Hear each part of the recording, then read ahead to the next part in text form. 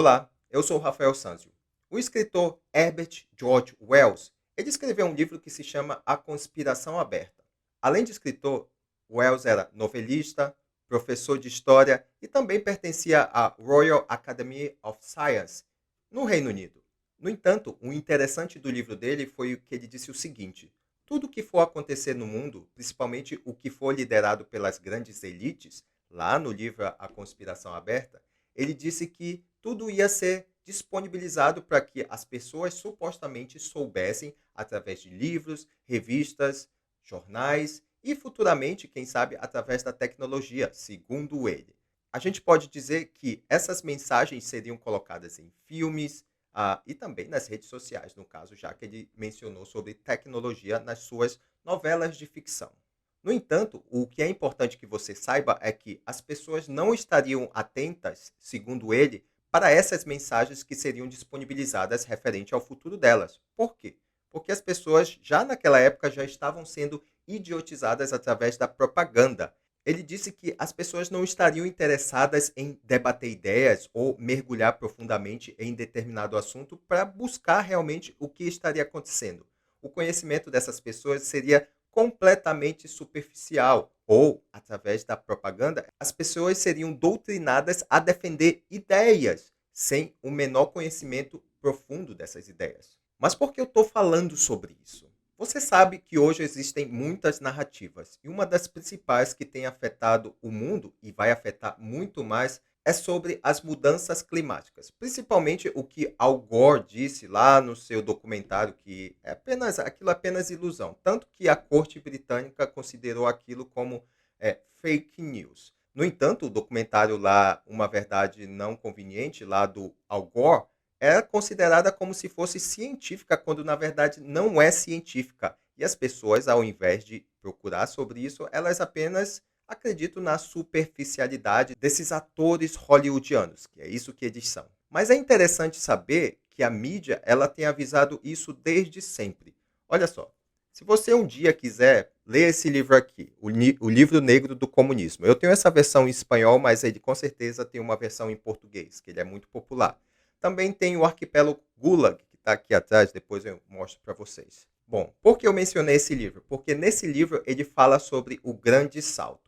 O Grande Salto foi um plano lá da ditadura durante a Revolução Chinesa, quando foi instalado lá por Mao Zedong. O plano deles era estatizar tudo e controlar tudo, como bem a gente sabe. No entanto, um dos principais fracassos do Partido Comunista Chinês naquela época foi o Grande Salto. O Grande Salto foi um plano de governo onde eles tinham que controlar tudo. No entanto, não deu certo. Milhões de pessoas morreram e eles estavam fazendo até canibalismo. Isso foi um fracasso lá das ideias do Partido Comunista Chinês.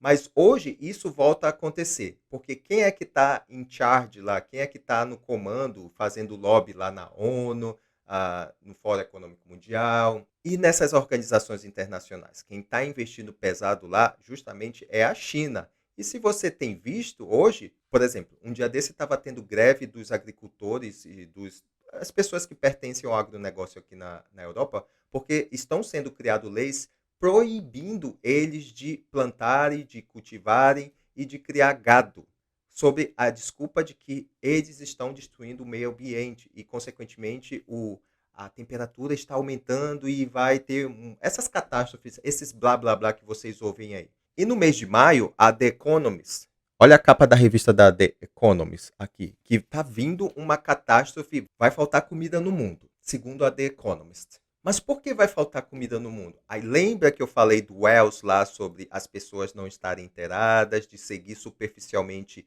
ideias, e também o que aconteceu há 40 anos atrás com o Grande Salto, aquele plano lá da agricultura, lá do Partido Comunista Chinês, que fracassou e milhões de pessoas morreram. E agora a The Economist está falando sobre isso, que vai ter fome. Bom, é óbvio. Se você não pode plantar, se você não pode cultivar, consequentemente não vai ter comida para todo mundo. E, consequentemente, as pessoas vão morrer, assim como aconteceu lá na China. Já que naquela época, já supostamente a China já era superpopulosa. Será que foi algo planejado ou não? Bom, quando a gente estuda história, a gente percebe que tem algo muito estranho aí. E já que a The Economist está falando que vai ter fome nos próximos anos, a gente devia considerar que, já que a China está fazendo lobby lá nessas organizações internacionais que têm leis, que têm criado leis e influenciado os países para que criem leis para que proíbam as pessoas de produzirem, o que consequentemente vai acontecer?